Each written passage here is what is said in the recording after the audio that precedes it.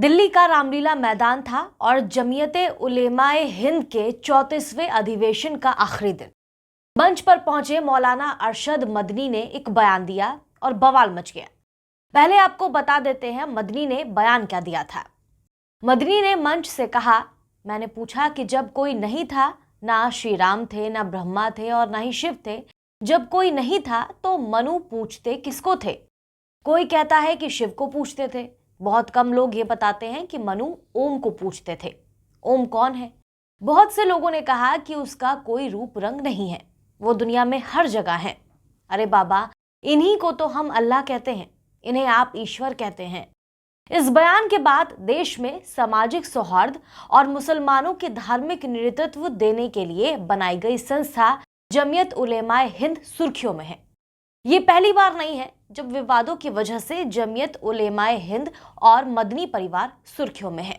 आज के इस वीडियो में हम आपको बताएंगे कहानी जमीयत उलेमाए हिंद की और कैसे 3 पीढ़ियों से मदनी परिवार का इस पर है दबदबा। जमीयत उलेमाए हिंद का राष्ट्रीय स्तर पर संचालन 30 सदस्यों की एक कमेटी करती है। कमेटी में एक अध्यक्ष, 2 उपाध्यक्ष और 1 महासचिव होते हैं। हर साल राष्ट्रीय कार्यकारिणी की बैठक भी बुलाई जाती है। जमीयत उलेमाए हिंद से आधिकारिक तौर पर 1 करोड़ लोग जुड़े हुए हैं। पूरे भारत में जमीयत की करीब 1700 ब्रांच हैं।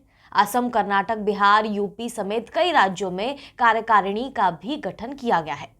जमीयत की ओर से शांति मिशन नामक एक पत्रिका का भी प्रकाशन किया जाता है। साल 1919 में जमीयत उलेमाए हिंद का गठन मौलाना अबुल मोहसिन मोहम्मद सज्जाद, अब्दुल बारी फिरंगी महली, अहमद सईद देहलवी, इब्राहिम सियालकोटी और किफायतुल्लाह देहलवी ने मिलकर किया।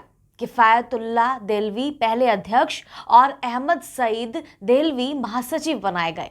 किफायतुल्लाह देहलवी के बाद दारुल उलूम देवबंद के प्राचार्य महमूद हुसैन देवबंदी को 1920 में जमीयत का प्रमुख बनाया गया, लेकिन वो सिर्फ 30 दिन तक ही पद पर रह पाए। महमूद हुसैन के निधन के बाद फिर किफायतुल्लाह को ही जमीयत की कमान मिली। 1940 में दारुल उलूम के संरक्षक महमूद अल हसन के शिष्य मौलाना हुसैन अहमद मदनी के हाथों में जमीयत की कमान आई।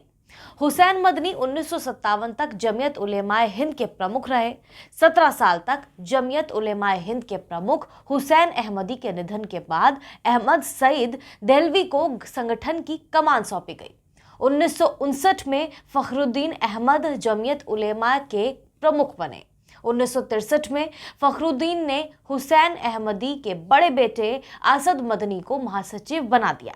1972 में फखरुद्दीन अहमद के निधन के बाद हुसैन अहमदी के बड़े बेटे और तत्कालीन महासचिव असद मदनी को जमीयत उलेमाए हिंद का प्रमुख बनाया गया। असद अहमदी 34 सालों तक इस पद पर रहे। 2006 में असद के निधन के बाद उनके छोटे भाई अरशद मदनी को जमीयत की कमान मिली।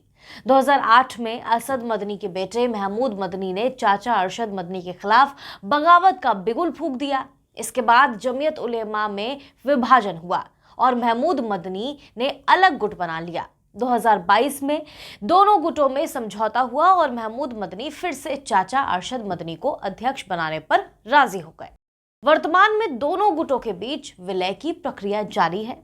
अब हिंदू महासभा ने मौलाना अरशद मदनी को गिरफ्तार करने और जमीयत उलेमाए हिंद को आतंकी संस्था घोषित करने की मांग की है। ये पहला मौका नहीं है जब इस संगठन को आतंकवाद से जोड़ा गया है और आतंकी संस्था घोषित करने की मांग की गई है।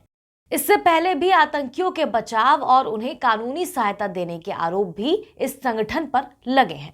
फिलहाल इस वीडियो में बस इतना ही। देश और दुनिया की तमाम बड़ी खबरों के लिए हमारे चैनल को सब्सक्राइब करना ना भूलें। साथ ही बेल आइकन भी जरूर दबाएं ताकि हर अपडेट आप तक समय पर पहुंच जाए।